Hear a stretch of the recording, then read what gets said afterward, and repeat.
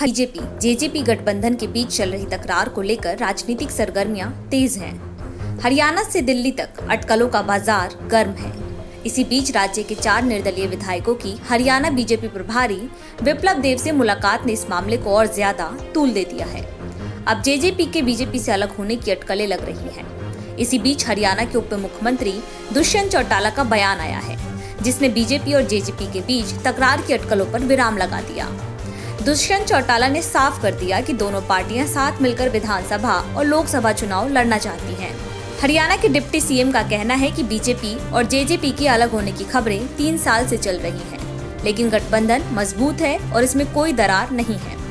मैं एक चीज कह सकता हूं कि ये सवाल आप लोग बारी बारी पूछते हो क्या मेरे और डॉक्टर साहब में कोई मतभेद है, मेरे और मेयर साहब में कोई मतभेद है।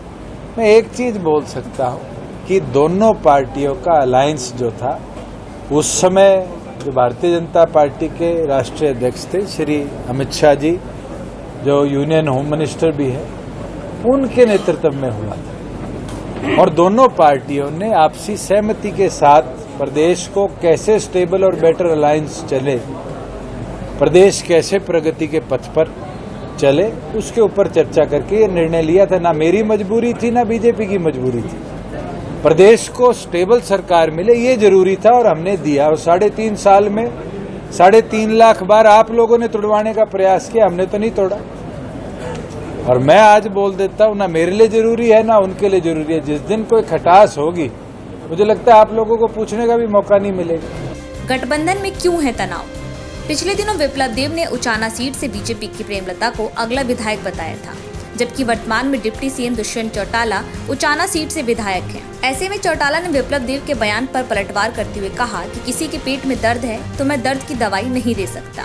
दुष्यंत चौटाला के बयान के बाद विप्लव देव ने निशाना साधते हुए कहा था कि जेजेपी ने बीजेपी को समर्थन देकर कोई एहसान नहीं किया है, बदले में उनके विधायकों को मंत्री बनाया गया है। उन्होंने कहा कि बीजेपी के संपर्क में अब निर्दलीय विधायक हैं। हरियाणा विधानसभा का गणित। साल 2019 के हरियाणा विधानसभा चुनाव के बाद बीजेपी ने 90 संसदीय सदन में 40 सीटें जीती थी और जेजेपी ने 10 सीटों पर जीत दर्ज की थी। पिछले साल हुए आदमपुर विधानसभा उपचुनाव में जीत के बाद बीजेपी के सदस्यों की संख्या एक और बढ़ गई। मौजूदा सदन में बीजेपी के 41 विधायक हैं, कांग्रेस के 30 और जेजेपी के 10 विधायक हैं। वहीं इंडियन नेशनल लोकदल और हरियाणा लोकहित पार्टी के 1-1 सदस्य हैं। 7 निर्दलीय विधायकों में से 6 का खट्टर सरकार को समर्थन हासिल है। HLP भी खट्टर सरकार का समर्थन कर रही है।